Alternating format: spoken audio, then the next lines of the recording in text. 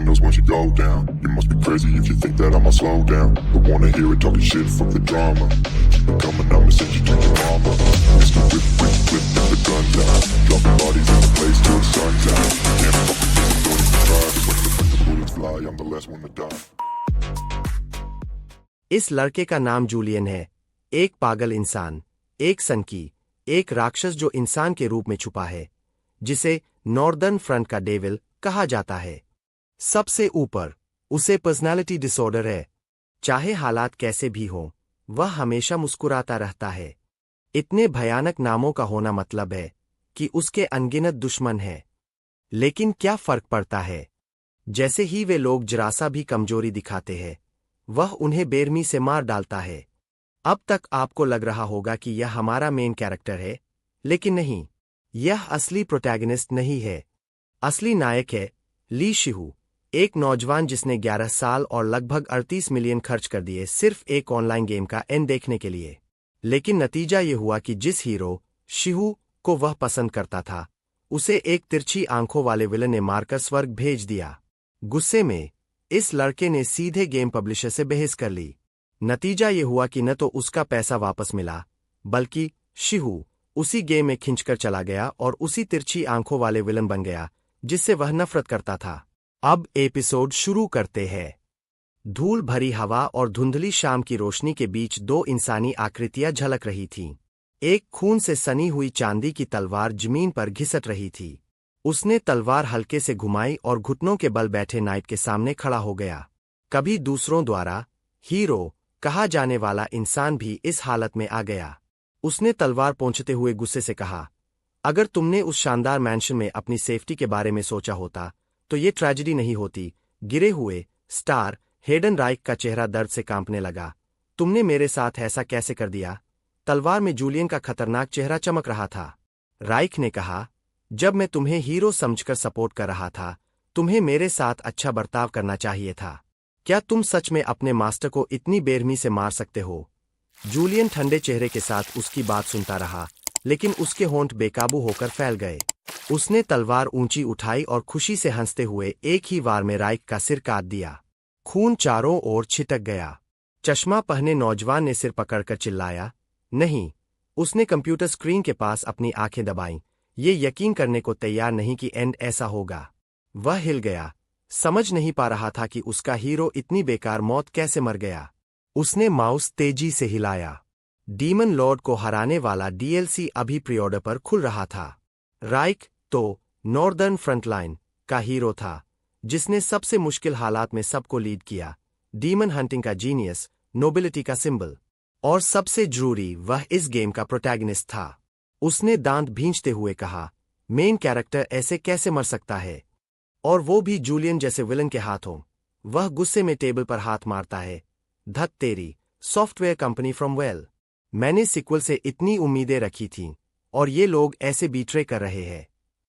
Pre-order wave full swing में थी। Li Shihu top player, 38 million total amount, 5 साल से फ्रॉम वेल पर रजिस्टर्ड, 1 लाख घंटे प्ले टाइम।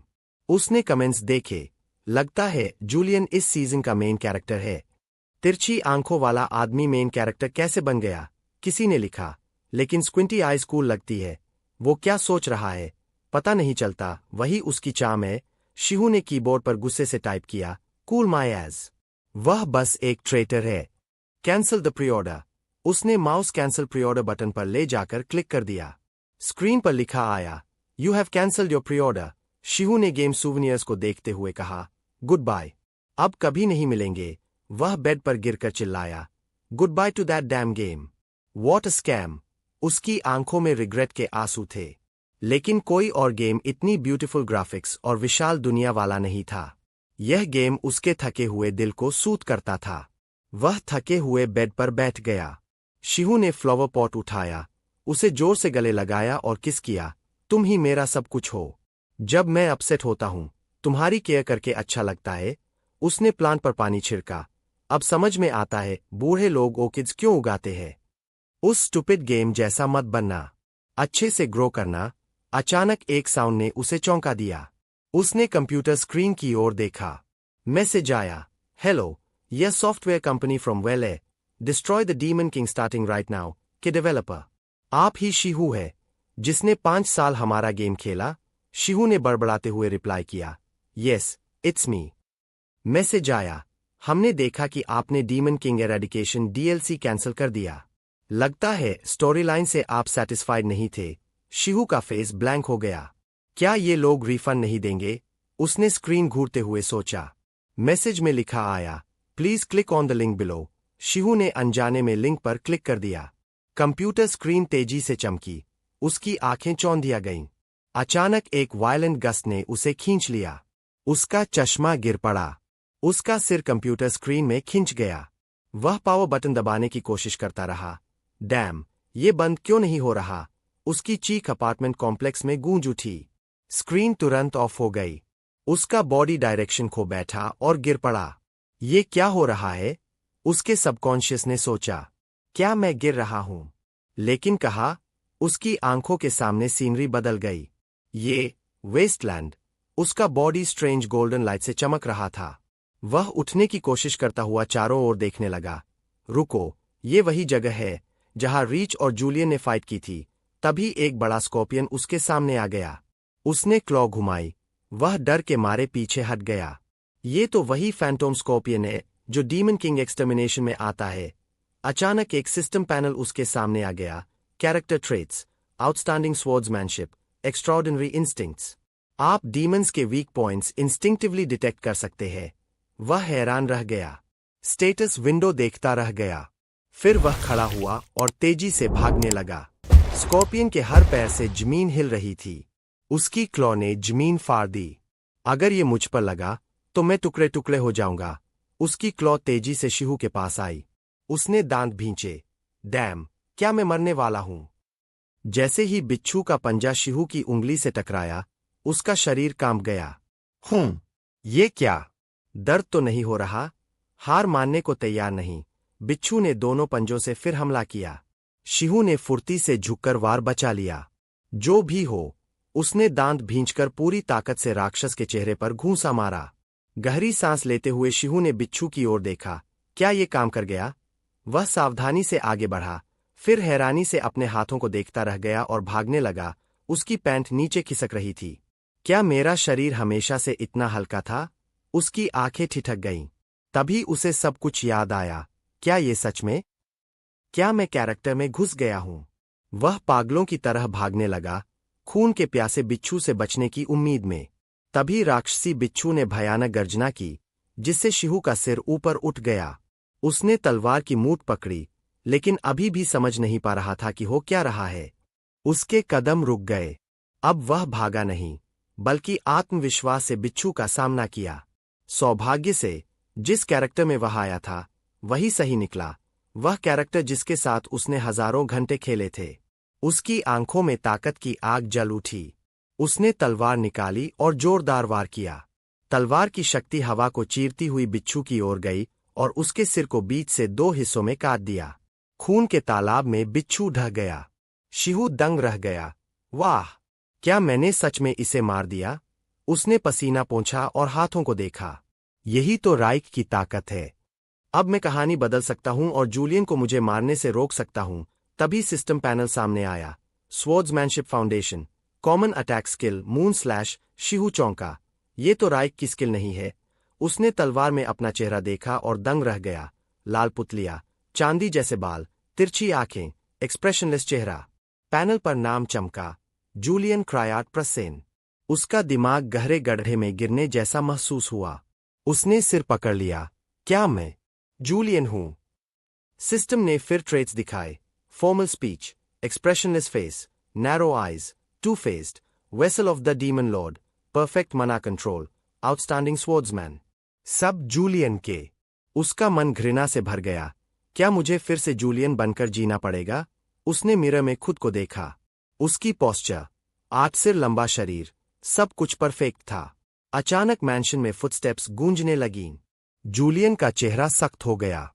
दरवाजा खुला और नौकर ने कहा, सर जूलियन, सर हुरिन आ चुके हैं। जूलियन ने सोचा, हुरिन? क्रायाट प्रसेन परिवार का डायरेक्ट डिसेंडेंट यहां क्यों? हुरिन डरते डरते बोला, सर जूलियन, आप ठीक है? जूलियन ने ठंडे लहजे में कहा, थैंक्स टू यू। मैं अभी भी ठीक हूं। हुरिन ने नकली हंसी हंसते हुए कहा, मुझे लगा शायद मैं बेवजह चिंता कर रहा हूं। माहौल भारी हो गया। दोनों मुस्कुराए, लेकिन दोनों के मन में शक था। अचानक हुरिन ने कहा, जूलियन, मैंने एक अफवाह सुनी है। जूलियन ने पूछा, कौन सी? हुरिन बोला, कि आपने अपनी याददाश्त खो दी है। ये सुनते ही जूलियन का दिल जोर से धड़का। तो यही वजह है कि सब लोग मेरे बारे में फुसफुसाते हैं। जूलियन ने आंखें बंद की। तभी उसने खतरनाक मुस्कान दी और बोला, तो तुम भी उस अफवाह पर यकीन करते हो? जूलियन का चेहरा इतना डरावना लग रहा था कि हुरिन कांप उठा। उसने जल्दी से कहा, नहीं, मैं कभी नहीं मानूंगा, लेकिन अंदर से उसका मन घबरा रहा था। शायद जूलियन पहले से जानता है कि मैं एल्डर्स की काउंसिल के आदेश पर यहां आया हूं। हरनान हल्की सी हंसी दबाते हुए अपने हाथ से मुंह ढककर बोला, इन नौकरानियों में फैल रही अफवाहों पर ज्यादा ध्यान मत दो। खैर, मैं यहां इसलिए आया हूं क्योंकि एल्डर्स काउंसिल का आदेश है और मुझे तुम्हें उसका संदेश पहुंचाना था। एल्डर्स काउंसिल यानी वो परिषद जो रईसों से बनी है। वे हमेशा रक्तरेखा को सबसे महत्वपूर्ण मानते हैं। अगर कोई शाखा परिवार का सदस्य सत्ता हथियाने की चाल चले, तो पुरानी सीधी रक्तरेखा वाले एल्डर्स चुप नहीं बैठते। जूलियन भी क्रायाट प्रसेन परिवार की एक शाखा से है, लेकिन अपनी तलवारबाजी और जादुई क्षमता के कारण वह शाही कुत्तों का कुत्ता माना जाता है। यही वजह है कि ये संगठन उसे आग की किरकिरी समझता है और उसे तुरंत खत्म करना चाहता है। संदेश है, तो मुझे सतर्क रहना चाहिए, जूलियन ने सोचा। क्या संदेश है? हुरिन बोला, तुम्हें इंस्ट्रक्टर के गाइज में ब्लिंक के कैंडिडेट एंट्रेंस एग्जाम में भाग लेना है। ब्लिंक महल से गुप्त मिशन करने वाला संगठन जो अक्सर शाही गार्ड के रूप में काम करता है। ये रॉयल एक्सक्लूसिव ऑर्गेनाइजेशन है जहां अद्भुत मार्शल प्रॉवेस वाले लोग इकट्ठा होते हैं। जूलियन भी ब्लिंक का सदस्य है। जो लोग मुझे नुकसान पहुंचाना चाहते हैं वही मुझे बुला रहे हैं। संदेहास्पद। जाऊं या नहीं, जूलियन सोच रहा था। हुरिन मुस्कुराया। आमतौर पर जूलियन काउंसिल के ट्रैप को पहचानकर बच निकलता। इस बार उसे कैसे मनाऊं? तभी जूलियन जोर से हंस पड़ा। ठीक है, मैं सुपरवाइजर बनकर वहां जाऊंगा। जूलियन के जवाब से हुरिन का चेहरा पीला पड़ गया। पर तुम्हारी चोटें? जूलियन ने अपना पट्टा उतार दिया। अरे, ये तो ठीक हो चुकी है। हुरिन डर गया। इतना आसान? हुरिन धीरे धीरे पीछे हटने लगा। ठीक है, तैयार हो जाओ, हम निकलते हैं। ज्यादा देर रहूंगा तो पता नहीं क्या कर बैठेगा। दूरी ही बेहतर है। तभी जूलियन की गहरी आवाज गूंजी, रुको। हुरिन का चेहरा सफेद पड़ गया। वो मुझे जाने क्यों नहीं दे रहा? अचानक एक फूलों का गमला उसकी ओर उड़ा। ओह नहीं, जूलियन ने मुस्कुराते हुए गमला आगे बढ़ाया। मैं बस तुम्हें ऑर्किड देना चाहता था। तुम्हारा मूड अच्छा होगा। हुरिन कांपते पैरों से बाहर निकला। मैं भूल गया कि उसका निकनेम स्माइलिंग एक्सिक्यूशनर है। जूलियन कमरे में रखे गमलों को देख रहा था। कब ये कमरा ऑर्किड के खेत में बदल गया? उसने खुद से कहा। बेख्याली में कितनी बातें बोल दी। अब इन सब का क्या करूं? उसने हाथ बढ़ाकर तलवार उठाई। अगर ये जूलियन है तो बिना तलवार के बाहर नहीं जाएगा। फिर कपड़े चुनने लगा। ये क्या चमचमाते कपड़े हैं? इसका टेस्ट क्या है? उसने सफेद शर्ट पहनी। मुझे बिल्कुल जूलियन की तरह एक्ट करना होगा। तभी दरवाजा खुला। हुरिन, मैं तैयार हूं, जूलियन ने रिस्ट एडजस्ट करते हुए कहा। हुरिन का चेहरा उतर गया। चलो, मैं ओरल एग्जाम का बेसब्री से इंतजार कर रहा हूं। टेस्ट कहाँ है? पुरानी गाड़ी गहरे हरे जंगल से गुजर रही थी। हुरिन सामने बैठा कामली बता रहा था। एंट्रेंस एग्जाम वी एकेडमी के ट्रेनिंग ग्राउंड्स पर है। जूलियन ने सोचा, वी एकेडमी? गेम में ये जगह महत्वपूर्ण नहीं थी, पर याद है? उसने कैजुअली पूछा, अकादमी कैसी जगह है? हुरिन बोला, तुम्हें तो पता होना चाहिए। आखिर तुम वी एकेडमी से ही आए हो। जूलियन ने सोचा, वाह, मैंने सोचा ही नहीं। कितना वक्त हो गया? उसने बात बदल दी। पक्का अब सब बदल गया होगा। गाड़ी रुक गई। सर जूलियन, सर हेन, हम वी एकेडमी पहुंच गए हैं, ड्राइवर ने कहा। जूलियन ने अकादमी को देखा। गेम में सिर्फ स्क्रीन पर देखा था। असलियत में ये इतनी बड़ी है। हुरिन ने पूछा, क्या कहा? कुछ नहीं, जूलियन मुस्कराया। भले गेम के ग्राफिक्स अच्छे हों, रियलिटी की बराबरी नहीं कर सकते। हुरिन ने एक्सिक्यूशनर के चेहरे को देखा। ये आदमी पागल है या कोई चाल चल रहा है? जूलियन ने सोचा, शायद ये एल्डर्स काउंसिल ने मुझे परखने के लिए भेजा है। उसने सिस्टम पैनल दबाया। Unique poisonous negative emotion trait detected. सामने वाले की नेगेटिव ऑरा से भावनाएं पता चल सकती है। जूलियन धीरे धीरे समझने लगा, हाँ, यही वजह है कि मैं हमेशा लोगों की भावनाएं समझ पाता हूं और उन्हें एक्सप्लॉइट करता हूं। डर को लेवरेज करके बिना लड़े ही जीत जाना। उसने हुरिन को देखा। काउंसिल ने उसे मुझे निगरानी के लिए भेजा है। ये एल्डर्स काउंसिल मेरे खिलाफ चाल चल रहे हैं। अब अफवाह है कि मुझे एमनीसिया है। यही सबसे सही वक्त है मेरे खिलाफ चाल चलने का। लेकिन मैं ऐसा नहीं होने दूंगा। मुझे सर्वाइव करना है, असली दुनिया में लौटना है। तभी उसका ध्यान अचानक किसी अजनबी से टकराने पर टूटा। वह झुककर तुरंत बोला, माफ कीजिए। सॉरी। वो अभी बोल ही रहा था कि जूलियन अपनी शैतानी शक्ल के साथ पास झुक गया और होठों के किनारे चौड़ी स्माइल दे दी। वो लड़का डर के मारे ऐसे गिर गया जैसे कोई भूत देख लिया हो। Lord Julian. जूलियन ने अनजाने में भौंहें सिकोड़ लीं। ओह! भीड़ से डरभरी फुसफुसाहट लगातार सुनाई देने लगी। Julian, Julian the sly fox, royal mad dog यहाँ क्यों आया है? उसने तो पहले ही 4 कर दिए। वो ये कैसे कर सकता है? तभी हेरन जल्दी से बीच में आया। जूलियन, प्लीज शांति रखो। वो अभी छोटा है। जूलियन का चेहरा सिकुड़ गया। उसने सोचा, मैंने तो अभी कुछ किया भी नहीं। उसने मुट्ठियां कस लीं। सच में यही बात थी। जूलियन अंदर ही अंदर कराह उठा। मुझे भी जूलियन से नफरत है। नीचे से डर और गुस्से की लहरें उस तक पहुंच रही थीं। कोई डर रहा था तो कोई बहुत गुस्से में था। जूलियन ने होंठ काटे, खुद को कोसा। मैं सबके साथ नॉर्मल क्यों नहीं रह सकता? मैं भीड़ के साथ डील करने में अच्छा नहीं हूं, पर मुझे सबको शांत करना होगा। तभी एक लड़की सामने आकर जूलियन का रास्ता रोक खड़ी हुई और बोली, लॉर्ड जूलियन, वेलकम। वो लड़की आत्मविश्वास से ऊपर देख रही थी, बिना किसी डर के। उसकी नाजुक और खूबसूरत शक्ल देखकर जूलियन दंग रह गया। आइलीन डेटियन, डेमन किंग को हराने वाली शुरुआती कैरेक्टर्स में से एक। अभी वो वी अकेडमी में इंस्ट्रक्टर थी और अद्रीथन एम्पायर की मैजिक टॉवर से जुड़ी हुई 5 एलिमेंट्स में से मेटल को कंट्रोल करने वाली जीनियस मैज। सिर्फ 24 साल में 5th रैंक आर्क मैज। जूलियन उसके बारे में सोच में डूब गया। वो हमेशा एक अच्छी टीचर रही है। मदद चाहिए तो बता देना, भले ही मुझे यकीन नहीं कि मैं मदद कर पाऊँ। नहीं, उसने तो अकेडमी के टाइम ही काफी काम की एडवाइस दी थी। पर आइलीन मुझे वेलकम क्यों कर रही है? जूलियन ने अपनी गर्दन हिलाई, ज्यादा सोच से आई जकड़न ढीली करने को। क्या ये एक दूसरे को जानते हैं? खैर, माहौल थोड़ा हल्का हुआ, पर कुछ गड़बड़ है। जूलियन की भौंहें टेढ़ी हुईं। रुको, मैं उसकी नेगेटिव ऑरा देख रहा हूं। ये ठीक नहीं। डर, गुस्सा नहीं, ये तो नफरत है। पर वो मुझसे नफरत क्यों करती है? मैंने उसके साथ क्या किया? आइलीन तो सीनियर मैज है। ऐसा कुछ नहीं होना चाहिए था जिससे उसे मैं अजीब लगूं। वो तो बड़ा झंझट खड़ा कर सकती है। मुझे सब शांत करने का तरीका ढूंढना होगा। सोच का मतलब है एक्शन। जूलियन ने तुरंत अपने चेहरे पर ताना मारने वाली नकली मुस्कान डाली। डाइचियन फैमिली की हाफ ब्लड, तुझे किसने हक दिया मुझसे बात करने का? आइलीन का चेहरा तुरंत उतर गया। उसकी शक्ल तकलीफ में मरोड़ गई। दोनों के बीच का माहौल और ज्यादा भारी और घुटन भरा होता चला गया। बाहर से जूलियन मस्त नजर आ रहा था, पर अंदर तूफान मचा था। वाह, अब उसके पास कहने को कुछ नहीं, पर असल में टेंशन और बढ़ रही थी।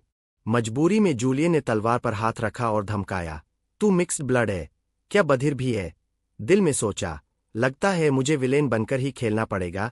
जूलियन ने अपनी चमकदार सिल्वर तलवार ऊपर उठाई। पता है मरते वक्त इंसान कैसी आवाज निकालता है? वो धीरे धीरे उनकी ओर बढ़ा। डर गए। अब मैं इसे शांत कर सकता हूं। तभी आइलीन ने जादू का इस्तेमाल करते हुए पूछा, तुमने तलवार निकाली अभी? उसके पूरे शरीर पर गोल्डन रोशनी छा गई। उसने सख्ती से कहा, ये बर्दाश्त नहीं कर सकती। चाहे तुम जूलियन ऑफ शट आइज ही क्यों न हो, स्टूडेंट्स और प्रोफेसर्स के साथ ऐसा बर्ताव नहीं कर सकते। ये वी अकेडमी पर हमला है। इसे माफ नहीं किया जा सकता। ये सुनकर जूलियन हक्का बक्का रह गया, पसीने से भीग गया। उसने गंभीर स्वर में कहा, तैयार हो जाओ। मैं आसान प्रतिद्वंदी नहीं हूं। ये देखकर नकली विलेन भाई घबरा गया। रुको, मैं तो बस थोड़ा डराने का सोच रहा था और फिर पीछे हटना था। आइलीन बिजली की ताकत इकट्ठा करके सीधा उसकी ओर दौड़ी। जूलियन ने तलवार से रोककर उसे जमीन पर दे मारा। जमीन चटक गई। उसने सोचा, ये सच में फाइट हो रही है क्या? आइलीन का गुस्से से भरा चेहरा देखकर वो चौंक गया। वो मुड़ी और स्टूडेंट्स को आदेश दिया। सभी ट्रेनेज तुरंत भाग गए। उनके चेहरों पर खौफ था। बस एक आवाज गूंजी, भागो। स्टूडेंट्स भागते हुए सोच रहे थे कि आखिर हो क्या रहा है। काश मैं जूलियन की बात मानकर पहले ही निकल जाता। पीछे मुड़ी तो जूलियन की हंसी सुनी। उसने मौका पाकर अटैक किया, मगर आइलीन ने फौरन प्रोटेक्टिव बैरियर बना लिया। लड़ते हुए बोली, मुझे पीठ नहीं दिखानी चाहिए थी। जूलियन उसके करीब आकर हंसते हुए बोला। तभी प्रोफेसर की एक जोरदार चीख गूंजी और ज्यादा ताकत खुली, जिसने जूलियन को पीछे धकेल दिया। असली हमले वाकई डरावने थे। उसे लगा उसकी सांसें भारी हो गईं। उसका चेहरा लाल हो रहा था। शायद वो अपनी भावनाएं हर वार में डाल रही थी। दूसरी ओर आइलीन बेचैन थी। वो तो जानलेवा वार करना ही नहीं चाहती थी, फिर भी उसने पूरी सीरीज चकमा दे दिया। यही तो जूलियन है, उसने सोचा। एक समय वो आदर्श नोबलमैन था। अचानक उसे किताब की याद आई, जिसमें जूलियन को बातें करते देखा था। लड़कियां भी उसे पसंद करती थीं। कोई सोच रहा था कि जूलियन तो मेनस्ट्रीम नोबल से भी ज्यादा आकर्षक है। उस वक्त जब आइलीन डैटियन नई स्टूडेंट थी, तो उसने भी उसे दिल से चाहा था। उसके आत्मविश्वास, उदारता और दोस्ताना स्वभाव ने सबका दिल जीता था। साम्राज्य में उसे तलवारबाजी की वजह से राइजिंग स्टार माना जाता था। उसने धीरे से तलवार छुई थी। वही तस्वीर आइलीन के जहन में थी। आइलीन ने किताब झटके से बंद की जब उसने उसे देखा। उसकी आंखों में छिपे भाव थे। उस समय उसने उसे लव लेटर भी दिया था, हाथ कांपते हुए, पर उसे रिजेक्ट कर दिया गया। यही सोचकर आज उसका दिल और भी उलझ गया। उसने अपनी भावनाओं को रोक नहीं पाई और बहुत ताकत इकट्ठी कर ली। जूलियन चौंका, पर अपने अनुभव से बच निकला। आइलीन का चेहरा लाल, गुस्से से कांपता हुआ। जूलियन सोचने लगा, क्या वो इतनी गुस्से में है या फिर कुछ और? उसका चेहरा इतना लाल देखकर जूलियन की झुंझलाहट थोड़ी कम हुई। उसने होंठ टेढ़े किए और सोचा, अब इसे खत्म करना चाहिए। पलक झपकते ही वो उसके पीछे पहुंच गया और तलवार के हत्थे से उसके सिर पर हल्का वार किया। माहौल थोड़ा हल्का हुआ। जूलियन नर्वस होकर बोला, क्यों न यही खत्म कर दे? उसने गुस्से से मुंह फुलाया, तुम मुझे कमजोर समझते हो? और जूलियन अब भी मुस्कराया। ओह माय, वो थोड़ी कम गुस्से में आई, लेकिन सवाल किया, तुमने मूनलाइट स्वॉर्ड क्यों नहीं इस्तेमाल किया जब मौका था? चाहो तो तुम मुझे मार सकते थे। तुम्हारी मैजिक पावर बहुत स्ट्रांग है, तो क्यों नहीं? और उसकी आवाज छेड़ने वाले अंदाज में गूंजी। क्या तुम कारण जानना चाहती हो? इस समय मिस आइलीन का चेहरा टमाटर जैसा लाल था। दिमाग में कई बातें घूम रही थीं। क्या वो इतने समय बाद आखिरकार मेरी फीलिंग समझ गया? उसने जवाब दिया, हाँ। जूलियन ने अंगूठा उठाकर कहा कि ये हेरन का यहाँ पहला टाइम है, इसलिए उसे टेस्टिंग सेंटर का रास्ता नहीं पता था। हेरन ने शर्माते हुए अपना सिर खुजाया और हल्की मुस्कान दी। और बाकी सब लोग तो मुझे रास्ता दिखाने से ही डर गए थे। ये सुनकर जूलियन ने सोचा, स्क्रिप्ट तो मेरे हिसाब से नहीं चली। उसने विनती भरी नजर डाली, अब समझे? अगर समझते हो तो मुझे गाइड करो। तुम गद्दार, हेरन ने बगल से असहज होकर याद दिलाया। क्या तुम थोड़ी सभ्यता से नहीं बोल सकते? आइलीन वही खड़ी थी, बाल बिखरे हुए और हकला रही थी। क्या बस इतना ही कारण था? दोनों आगे बढ़ गए और वो पत्थर की तरह खड़ी रह गई। जूलियन चलते चलते सोच रहा था, मूनलाइट और स्टार्स की तलवार। शायद आइलीन जूलियन की तलवार की ही बात कर रही थी। आमतौर पर जब तलवार की फील्ड एक्टिव होती है तो ब्लेड के चारों ओर रोशनी दिखती है, लेकिन जूलियन की तलवार थोड़ी खास थी। उसका ब्लेड ही हल्का नीला हो जाता था, जैसे उसमें चांदनी कैद हो। और उस तलवार को कसकर पकड़े जूलियन के क्रूर चेहरे की इमेज साथ में। जूलियन ने इस तलवार से असंख्य डेमन्स को मारा था। ये सब देखने के बाद ही लोगों ने उसे मूनलाइट स्वॉर्ड नाम दिया, डर और सम्मान दोनों से। इसलिए ये तलवार ही जूलियन की पहचान और ताकत का स्रोत थी। तो मैं कैसे? उसका चेहरा पीला पड़ गया। मन ही मन सोचता रहा कि शायद वो इसे इस्तेमाल करने का तरीका समझ ले, क्योंकि वो तो बस एक सामान्य इंसान था। आइलीन के शक करने लगने से ही मुसीबत बढ़ने वाली थी। वो साफ साफ सोच नहीं पा रहा था। कंफ्यूज रहते हुए उसे बस ये यकीन करना था कि वो सच बाहर न आने दे। तभी उसका चेहरा डरावना हो गया। पीछे के दोनों लोग तेज सांस खींचे बिना नहीं रह सके। अब ये क्या प्लान कर रहा है? जूलियन ने पीछे पलटकर दोस्ताना एक्सप्रेशन दिया। कोई प्रॉब्लम है? इससे दोनों कंफ्यूज हो गए। हकलाते हुए बोले, नहीं, कुछ नहीं। ये रहा ट्रेनिंग ग्राउंड, गाइड ने कहा। उसने कॉन्फिडेंस से दरवाजा खोला और अंदर चला गया। जाते जाते उसने आइलीन पर हल्का सा ताना मारना नहीं भूला। सॉरी प्रोफेसर आइलीन, रास्ता भटक गई थीं। ये सुनते ही उसका चेहरा बिगड़ गया। उसने दांत भींचे, असहजता दिखाई। फिर जूलियन ने खुद को इंट्रोड्यूस किया। मैं जूलियन क्रायार्ड प्रासेन हूं।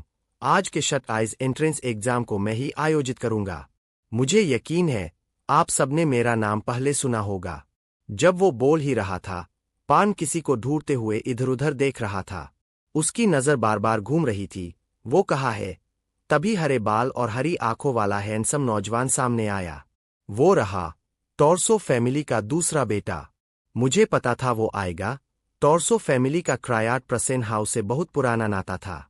शट आइज, जो रॉयल फैमिली के अंदर है, से जुड़ना बहुत बड़ा ऑनर था, लेकिन इसका मतलब तगड़ा कंपटीशन भी। एंट्रेंस टेस्ट एक के बाद एक जज और कैंडिडेट के बीच ड्यूल था। अगर इसी दौरान मैं टॉर्सो फैमिली के सेकेंड सन को हरा दूं तो एल्डर्स काउंसिल इसे बहाना बनाकर मुझे नीचे गिराने की कोशिश करेगा। हुरन घबराकर जूलियन की ओर देख रहा था, पर वो हमेशा की तरह मुस्करा रहा था। मन ही मन सोच रहा था, यहीं से मेरी बदनाम इमेज खत्म होगी। उसने सबसे पूछा, लगता है आप सब यहाँ शट आइज में शामिल होना चाहते हैं, सही? लोगों ने हल्का सा डरते हुए जवाब दिया। जी सर, जूलियन ने दांत भींचकर मखौलिया लहजे में कहा। ये सब तो रेशम खमल में पले मासूम बच्चे लगते हैं। तुम्हारी तलवार जैसे सजावटी एक्सेसरी देखकर मुझे हंसी आती है। शट आइज वो जगह जहां तुम सब जाना चाहते हो, साम्राज्य की सबसे खून खराबे वाली जगह है, और एक सीनियर होने के नाते मैं तुम्हें उसका टेस्ट दूंगा। अब शट आइज का एंट्रेंस एग्जाम आधिकारिक रूप से शुरू हुआ। उसने तलवार खींची और पासिंग क्राइटेरिया बताया। मुझे मार डालो। सब कंफ्यूज और डरे हुए थे। जूलियन ने घोषणा खत्म की। उसका शरीर कांपा, होठों पर और बड़ी मुस्कान नहीं चढ़ पा रही थी। ओह नहीं, अब उसे एहसास हुआ कि एग्जाम सच में वन ड्यूल था। प्यूरिन ने फुसफुसाकर कहा, जूलियन, भले ये सिर्फ एंट्रेंस एग्जाम हो, पर इन पर नरमी मत दिखाना। पर अंदर से वो चिल्ला रहा था, क्या सच में मुझे इनसे ड्यूल करना पड़ेगा? उसे याद आया आइलीन के साथ पिछला मैच। मैं तो बस भागना ही जानता था। अब अगर सच में ऑफिशियल ड्यूल हुआ तो लोग सोचेंगे मैं किसी नए कैंडिडेट से भी नहीं लड़ सकता।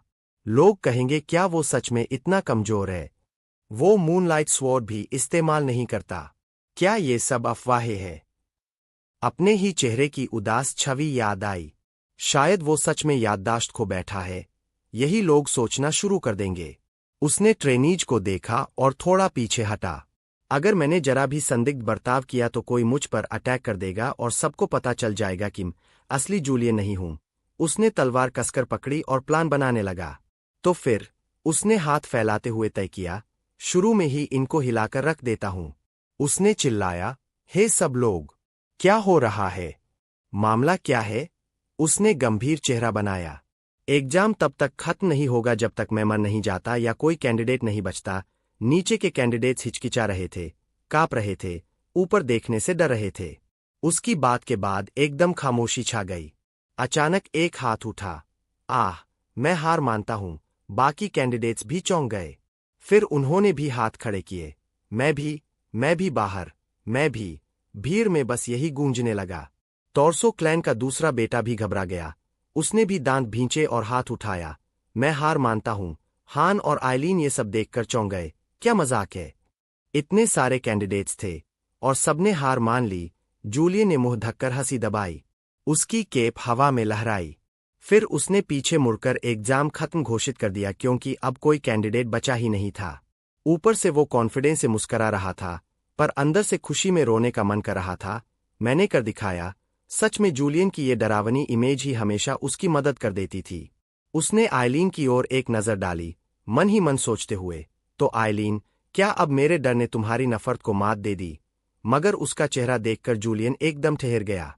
वो चेहरा अब अजीब तरह से नरम और रिलैक्स था। उसने पीछे पलटकर सिर्फ उसका लाल चेहरा देखा और मन ही मन सोचा, मुझे कुछ फील क्यों नहीं हो रहा? जूलियन ने अपना सिर ठोकते हुए सोचा, नेगेटिव कलर स्किल काम नहीं कर रही। ऐसा हो ही नहीं सकता कि कोई स्किल अचानक काम करना बंद कर दे। अगर ऐसा हुआ तो ये बुरी खबर होगी। एलीन ने अपने होंठ दबा लिए। उसकी हाल की हरकत ने पुराने दिनों की याद दिला दी। उसने मुझे जूलियन की याद दिला दी, जो असली लड़ाई से ज्यादा धमकी देकर दुश्मनों को पीछे हटने पर मजबूर करता था। तभी सिस्टम नोटिफिकेशन आया, नेगेटिव कलर स्किल सिर्फ नेगेटिव इमोशंस को महसूस कर सकती है। ह्यूरिन उसके पीछे भागा और बोला, जूलियन। जूलियन रुक गया। ह्यूरिन उसके सामने जाकर बोला, तुमने अच्छा किया। जूलियन ने भौहें चढ़ाई और अचानक उसके कंधे पर हाथ रखा।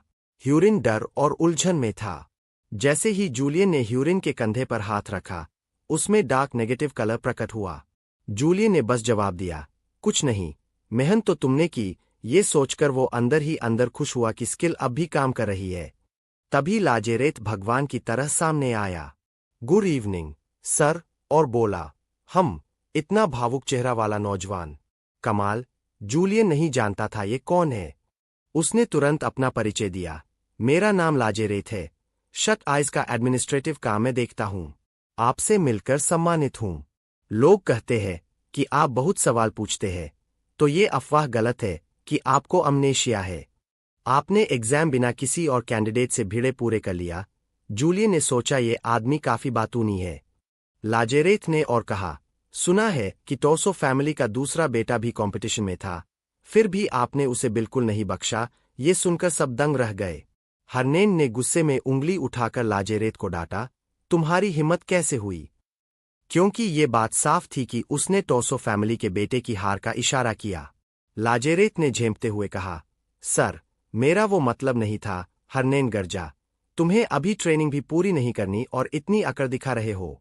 तुम्हें तो टोसो फैमिली और क्रायाट प्रसेन के रिश्ते का भी ज्ञान है। जूलियन ने बीच में टोका, ह्यूरिन, तुम कुछ गलत समझ रहे हो, या फिर शायद टोसो फैमिली ही कुछ गलत समझ रही है। उसने खतरनाक चेहरा बनाकर कहा, शट आइज में नोबल्स की एंट्री नहीं होती। सब हैरान रह गए। जूलियन बोला, क्योंकि ये रॉयल फैमिली के डायरेक्ट कंट्रोल में है। इसमें सिर्फ कॉमनर्स या गिरे हुए नोबल्स ही जुड़ सकते हैं। हरनेन ने पूछा, तो फिर क्या तुम नोबल नहीं हो? जूलियन बोला, मैं क्रायाट प्रसेन की माइनर ब्रांच से हूं, हाल्फ ब्लड। मतलब मैं रॉयल फैमिली का कुत्ता हूं, क्रायाट प्रसेन का नहीं। उसने आगे कहा, टोसो फैमिली का बेटा पहले से जानता था कि वो दूसरे राउंड में एलिमिनेट हो जाएगा, फिर भी उसने एग्जाम दिया। शायद वो अपने बेटे को असली अनुभव देना चाहते थे, या फिर कोई कॉन्स्पिरेसी है। ये सुनकर ह्यूरिन का शरीर कांप गया। कमबख्त, इसे पहले से पता है। उसने मुट्ठियां भींच लीं। तुम जानते हो कि ये एग्जाम काउंसिल ऑफ एल्डर्स का ट्रैप है, और मैं उनमें से एक हूं। लेकिन जूलियन ने अनजान बनते हुए कहा, नहीं, ऐसा नहीं हो सकता। ये तो बस गलतफहमी है। हरनेन अब डर के कारण ऊपर देखने की हिम्मत नहीं कर रहा था। जूलियन ने हल्का सा थ्रेट दिया, वरना ये अफसोस की बात होगी। फिर वो अपने कैसल लौट गया। नौकरों ने झुककर कहा, माय लॉर्ड, आप लौट आए। लोग स्वागत कर रहे थे। Welcome back, my lord. नौकरानियों ने पूछा, डिनर करेंगे? जूलियन ने कहा, जरूरत नहीं। फिर अचानक पलटकर बोला, और हाँ, मेरे ऑफिस में किसी को मत आने देना। अंदर जाकर उसने तलवार रख दी, कुर्सी पर बैठकर माथे से पसीना पोंछा और थकान में लंबी सांस ली। फिर सोचा, ह्यूरिन की प्रतिक्रिया से साफ है कि एल्डर प्रेसिडेंट ने वाकई इस एग्जाम में कुछ गड़बड़ की है। आज तो मैं भाग्यशाली रहा, पर यह कितने दिन तक चलेगा पता नहीं। एक दिन वो मेरी कमजोरी ढूंढ ही लेंगे और शायद मुझे फैमिली से निकाल देंगे। उसने तलवार को देखा और मूनलाइट स्वॉर्ड का ख्याल आया, जिसे एक्टिवेट न कर पाने से वो चिंतित था। लेकिन अगर कर लिया तो? उसने तलवार उठाई, उसमें नीली रोशनी भर दी। उसकी आंखें लाल चमकने लगीं, चेहरा डरावना हो गया। उसने हल्की मुस्कान के साथ सोचा, शायद अब ट्राई करना चाहिए। तलवार एक्टिवेट हुई, उसकी चमक चारों ओर फैल गई। तलवार इतनी तेज थी कि उसका चेहरा उसमें साफ दिख रहा था। उसने भौहें चढ़ाई। एक्टिवेट करना आसान नहीं था। उसने तलवार कसकर पकड़ी और इंटरनल एनर्जी उसमें ट्रांसमिट की। उसी पल तलवार का रास्ता, यानी उसका सही ट्रेजेक्ट्री उसकी आंखों के सामने साफ हो गया। सिस्टम ने तलवार की कैपेबिलिटी चार्ट दिखा दी। वो गंभीर चेहरा बनाकर सोचने लगा, लेकिन ये अभी भी काफी नहीं था। फिर उसके दिमाग में इस साम्राज्य के मशहूर चेहरों की याद आई। अनगिनत लोग तलवारबाजी में निपुण थे, कुछ तो जूलियन से भी बेहतर। सिर्फ उन मशहूर व्यक्तियों की गिनती कर लो तो दर्जनों नहीं, सैकड़ों निकलेंगे। लेकिन उनके और जूलियन के बीच का फर्क साफ था, क्यूआई या मना को कंट्रोल करने की क्षमता। यही कारण था कि अपनी चरम सोच के बावजूद जूलियन जिंदा रह पाया। ये सोचकर उसने अपने हाथ की तलवार देखी और अचानक उदास हो गया। क्या वो अभी कर पाएगा? अगर मना उल्टा बहा तो उसके वाइटल ऑर्गन्स तबाह हो सकते थे। मना कंट्रोल करना बेहद खतरनाक काम था। उसके माथे पर ठंडी पसीना आ गया, लेकिन फिर उसने खुद को शांत किया और तलवार पर ध्यान केंद्रित किया। नहीं, सूनर और लेटर उसे खुद को साबित करना ही होगा। उसका चेहरा गंभीर हो गया, आंखें तलवार की धार जैसी तेज। अगर गेम और इस दुनिया में मना का कॉन्सेप्ट एक जैसा है, तो उस गेम को सैकड़ों बार खेलने के कारण वो पहले से जानता था कि क्या करना है। उसने तलवार उठाई और उसमें मना डालने की कोशिश की। उसका दिल तेजी से धड़कने लगा। उसे मना के प्रवाह को नियंत्रित करना था। मना उसके दिल में जमा हुआ और फिर मेरिडियंस में, यानी शरीर के वे अंग जो मना को संचालित करते हैं, उसमें बहने लगा। इस समय वो बड़ी मुश्किल से अपने शरीर में ट्रांसमिट हो रहे मना की मात्रा को कंट्रोल कर पा रहा था। डिमोनिक एनर्जी की 38 मेरिडियंस में से 6 को ग्रेट मेरिडियंस कहा जाता है। उनमें से सिर की ग्रेट मेरिडियन सीधा दिल और शुद्ध मना को जोड़ती है। उसका चेहरा पीला पड़ गया, लेकिन वो सहता रहा। बस अगर वो उस हिस्से को एक्टिवेट कर पाता। तभी उसने आंखें खोली। उसका शरीर मना से भर गया और उसे असीमित खुशी महसूस हुई। उसका ऑरा हिलने डुलने लगा। तलवार पकड़े हुए वो संतुष्ट हो गया। अब मुझे अपने शरीर का मना दूसरे हिस्से में भेजना है। उसने दर्द सहते हुए पूरी एनर्जी तलवार में भरनी शुरू की। प्रतिरोध उसकी उम्मीद से कहीं अधिक था, लेकिन जूलियन सक्षम था। ब्लेड तुरंत चमकने लगा। सक्सेस। चमकती हुई तलवार देखकर उसने मजबूरी में मुस्कान दी। बस यही है। लेकिन तभी सिस्टम ने दिखाया, मूनलाइट स्वॉर्ड अभी पूरी नहीं हुई है। उसने तलवार को हाथ में देखा। वो आकार ले चुकी थी, लेकिन अभी बहुत कमजोर थी। तभी ब्लेड पर एक रत्न प्रकट हुआ। ये क्या है? क्रेसेंट मून का टुकड़ा। उसने खुशी से तलवार को थामा। कम से कम मूनलाइट दिखाई तो देने लगी थी। ट्रेनिंग ग्राउंड के पहले दिन उसने पूरी मेहनत से अभ्यास किया। जैसे ही तलवार चली, 3 वुडन फिगर्स तुरंत सिरविहीन हो गए। उसने पीछे मुड़कर उन लकड़ी की मूर्तियों को देखा। लकड़ी के टुकड़े जमीन पर गिरे। उसने राहत की सांस ली और सोचा, कम से कम मैं नाइट के स्तर तक तो पहुंच गया हूं। ट्रेनिंग ग्राउंड में खड़े होकर उसने सोचा, अब सिर्फ मूनलाइट स्वॉर्ड को परिपूर्ण करना बाकी है। उसने सोचा, मुझे किसी ऐसे इंसान की जरूरत है जो मुझे सच में समझे, नहीं, जूलियन को सच में समझे। तभी एक मेड आई और बोली, सर जूलियन। उसने झुककर बताया कि कोई मेहमान मिलने आया है। जूलियन हैरान हुआ। फिर एक हैंडसम नौजवान ने हाथ उठाकर सलाम किया। Sir Julian, greetings. विजिटर को देखकर जूलियन ठिठक गया। उसने धीरे से कहा, लजारेत। नौजवान बहुत खुश हो गया। आपको अभी भी मेरा नाम याद है? फिर घबराकर बोला, क्या ये कल की वजह से तो नहीं? जूलियन कुछ नहीं बोला, बस सोचा, इतना बातूनी आदमी भुलाया कैसे जा सकता है। फिर उसने सीधा सवाल पूछा, तो तुम यहां क्यों आए हो? लाजेरेत ने कहा, मुझे कमांडर ने भेजा है, वी एकेडमी एंट्रेंस एग्जाम के रिजल्ट्स वेरीफाई करने। जूलियन ने शक से पूछा, पर रिजल्ट्स तो कल ही देखे गए थे। नौजवान ने सिर खुजाया।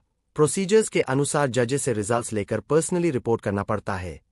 जूलियन ने मन ही मन सोचा, शट आई सिस्टम कितना इनएफिशिएंट है। फिर उसने कहा, रिपोर्ट ये है, कोई भी पास नहीं हुआ, और मुड़ गया। लाजेरेत जाते जाते रुका जब जूलियन ने कहा, वेट।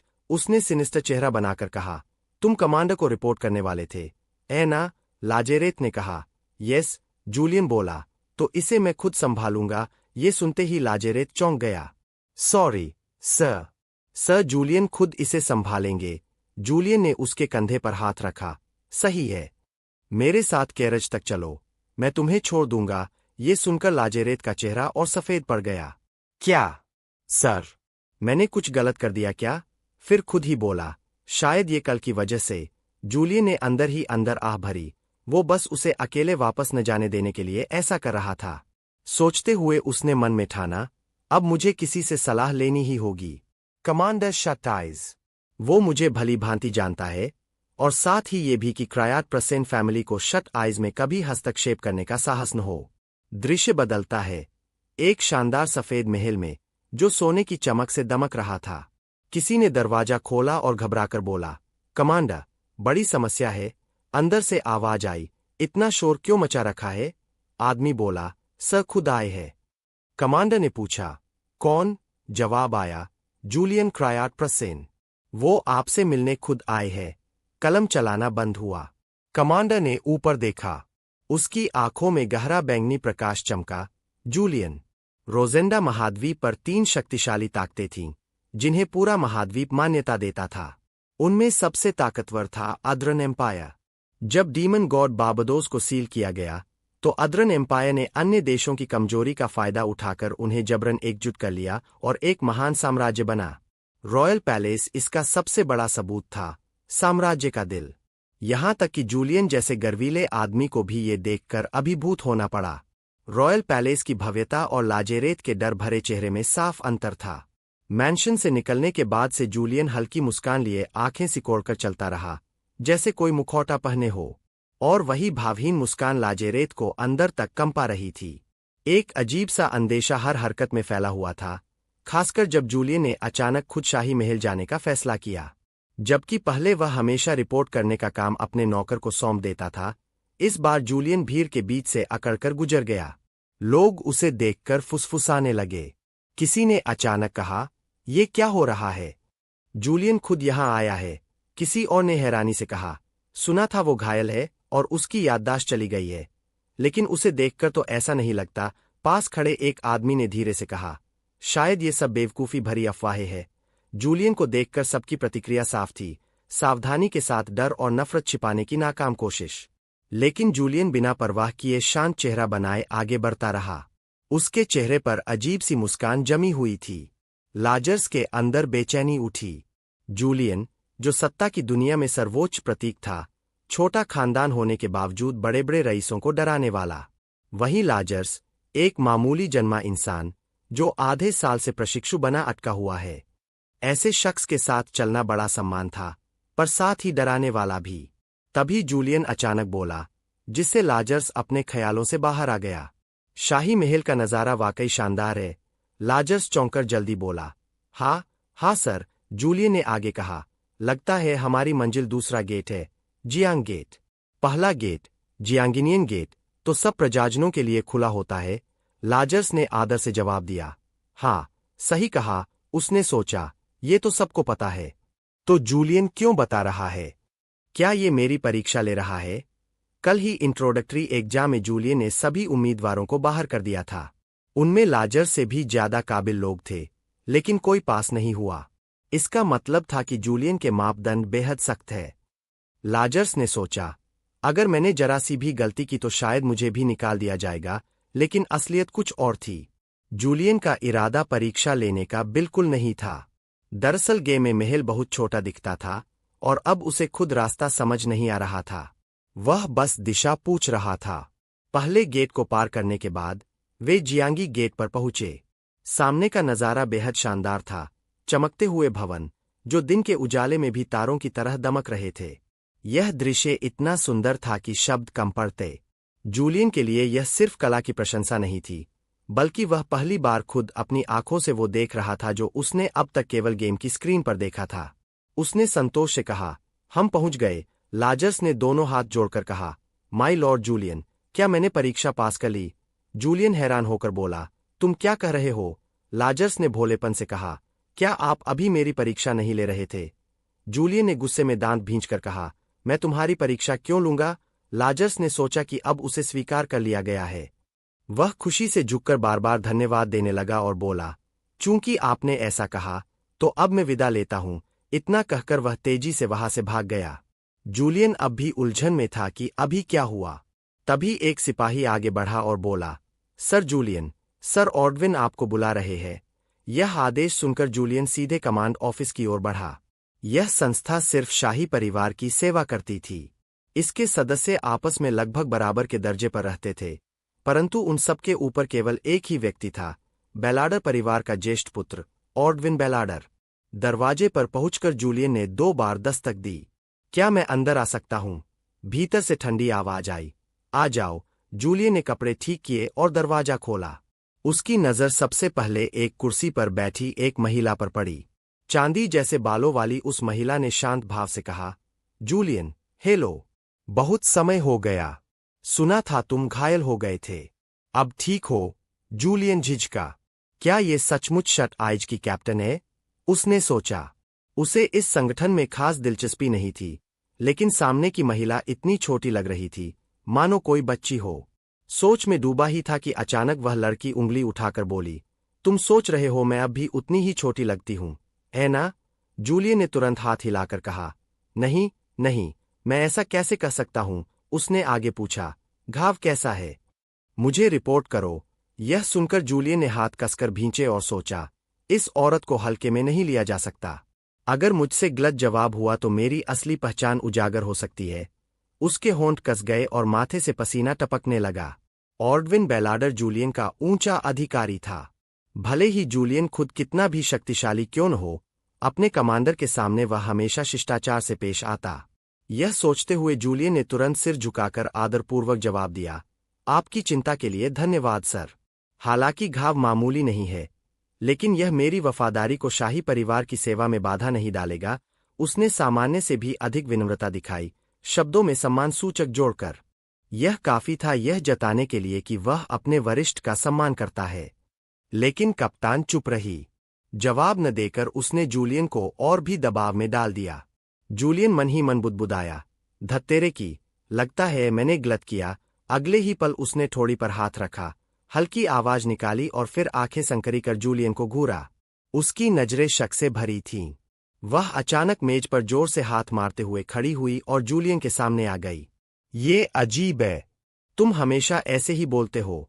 उसने तलवार का हत्था जूलियन की ठोड़ी पर कसकर दबाया और पूछताछ की, कुछ तो है जो बिल्कुल अजनबी लगता है। जूलियन ने देखा कि ऑर्डविन का चेहरा ठंडा था, आंखें संकरी और नजरें नकारात्मकता से भरी। उसने सोचा, वो मुझ पर शक कर रही है। उसके भीतर गुस्से की आग भड़क उठी, पर बाहर से वह बेहद शांत दिखाई दिया। आखिर जूलियन अब तक अपने अफसरों से कैसे बर्ताव करता था? उसने मन ही मन सोचा।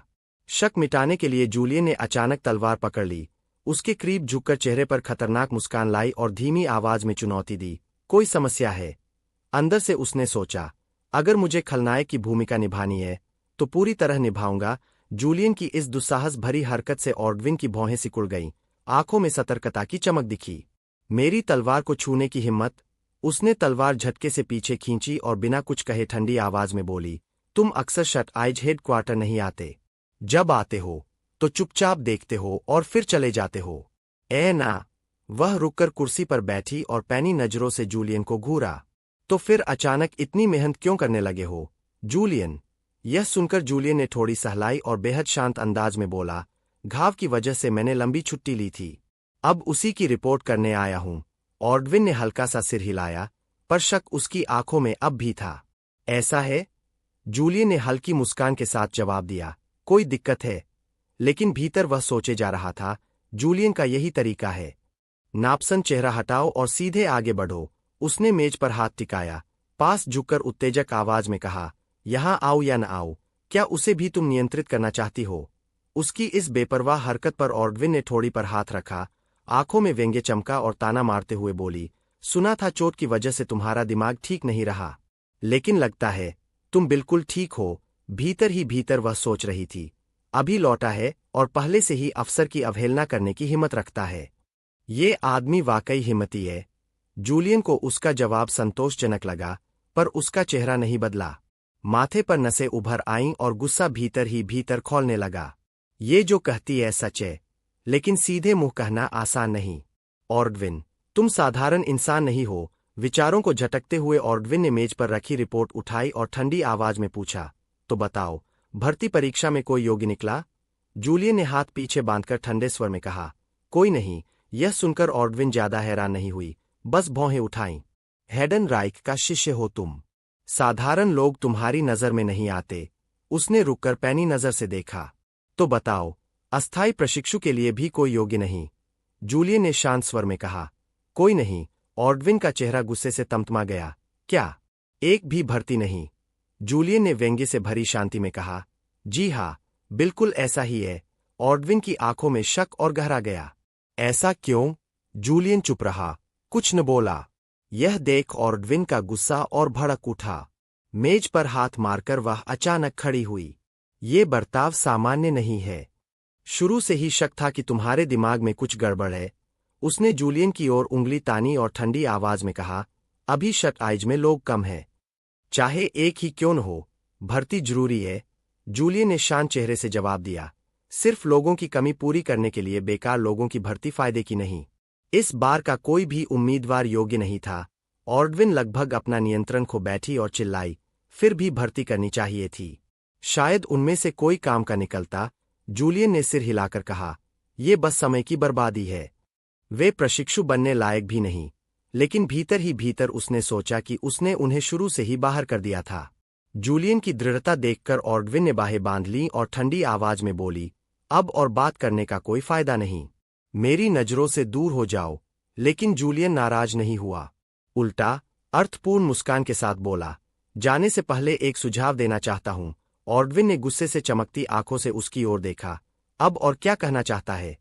जूलियन ने मन ही मन सोचा, ये औरत सचमुच डरावनी है, पर मुझे खलनायक की भूमिका पूरी तरह निभानी होगी। उसने अपने कोट से एक लिफाफा निकाला और मेज पर रखा। प्रतियोगिता के दौरान मैंने भर्ती परीक्षा में कुछ समस्याएं देखीं और उन्हें यहां दर्ज किया है। ऑर्डविन ने शक से लिफाफा उठाया, कागज खोला और पढ़ा। समस्या? हाँ, जूलियन शांत भाव से बोला, जी, मैंने देखा कि उम्मीदवारों में शट आइज के प्रति सतर्कता की कमी थी। ऑर्डविन ने हल्का सा सिर हिलाया और मन ही मन सोचा कि जब तक ये कोई बेकार फूल्स नहीं है, सब ठीक है। उसने एग्जाम से पहले कहा, उन्हें क्लियरली समझना चाहिए कि वे किस जगह जुड़ने वाले हैं। जूलियन बोला, रजिस्ट्रेशन करते समय अगर कोई इंसिडेंट होता है तो शट आइज रिस्पॉन्सिबिलिटी नहीं लेगा। यह सुनकर उसके होंठ हल्के से फड़क गए और उसने ताना मारा, लगता है तुम्हारा इरादा किसी पर मर्डरस अटैक करने का है। जूलियन। जूलियन ने हल्का सा सिर हिलाया और अजीब सी स्माइल दी, जिससे ऑर्डविन और भी सस्पिशियस हो गया। उसने रिपोर्ट पर उंगलियां थपथपाईं और सोचा, यह एटीट्यूड वाकई ऑड है। जूलियन, जो मुझसे बस एक रैंक नीचे है, उसने कभी भी इंटरनल रूल्स में इंटरफियर नहीं किया। कुछ देर सोचकर ऑर्डविन ने चिन पर हाथ रखकर पूछा, क्या ऐसा तो नहीं कि तुम इसलिए किसी को रिक्रूट नहीं कर रहे क्योंकि तुम्हें डर है कि कैंडिडेट्स हर्ट हो जाएंगे और तुम्हें रिस्पॉन्सिबिलिटी लेनी पड़ेगी? जूलियन कॉन्फिडेंटली मुस्कुराया, हाँ, और वैसे भी जो टैलेंट्स एक फ्लॉड टेस्ट में पास होते हैं वे यूजलेस होते हैं। हम रॉयल फैमिली के अंडर एक एजेंसी है। हम किसी को भी उस नाम को स्पॉइल करने की अनुमति नहीं दे सकते। जैसे ही जूलियन लेक्चर देना शुरू करता, ऑर्डविन ने हाथ उठाकर उसे रोक दिया। ठीक है, ठीक है, जब भी रॉयल फैमिली की बात आती है तुम ज्यादा बोलने लगते हो, उसने साय किया और आगे कहा, फिलहाल मैं इस प्रपोजल को काउंसिल में भेज दूंगी, लेकिन यह अप्रूव होगा इसकी गारंटी नहीं है। जूलियन ने हाथ पीछे जोड़कर पोलाइटली मुस्कुराया। Thank you, captain Ordwin. वह मुड़ा और चल पड़ा। लेकिन कुछ कदम चलने के बाद ही ऑर्डविन ने अचानक पुकारा, वेट। जूलियन ठहरा और उसकी ओर देखा। ऑर्डविन बोला, रॉयल सेक्रेटरी ऑफिस से एक लेटर तुम्हारे वर्कप्लेस पर भेजा गया है, जाकर देखो। उसकी वॉइस काम थी लेकिन आईज शार्प बनी रहीं। जूलियन ने हल्की स्माइल के साथ सिर झुकाया। Understood, captain. जूलियन के जाने के बाद ऑर्डविन कमरे में रिपोर्ट हाथ में लिए चुपचाप बैठा। तो दोस्तों, वीडियो यही खत्म होता है। अगर आपको वीडियो पसंद आया तो कमेंट में नेक्स्ट पार्ट लिखकर बताइए। चैनल को सब्सक्राइब करें, बेल आइकन दबाएं और वीडियो को लाइक करें। देखने के लिए धन्यवाद। मिलते हैं अगली बार।